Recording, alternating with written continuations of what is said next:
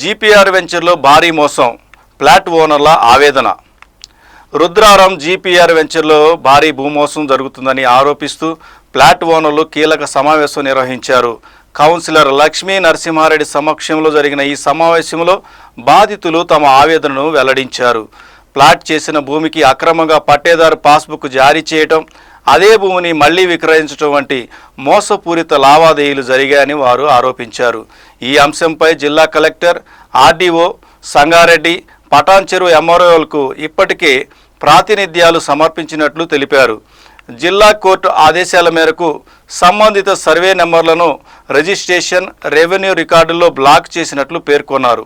ఈ వ్యవహారంపై సమగ్ర విచారణ జరిపి బాధ్యులపై కఠిన చర్యలు తీసుకోవాలని ఫ్లాట్ ఓనర్లు డిమాండ్ చేశారు.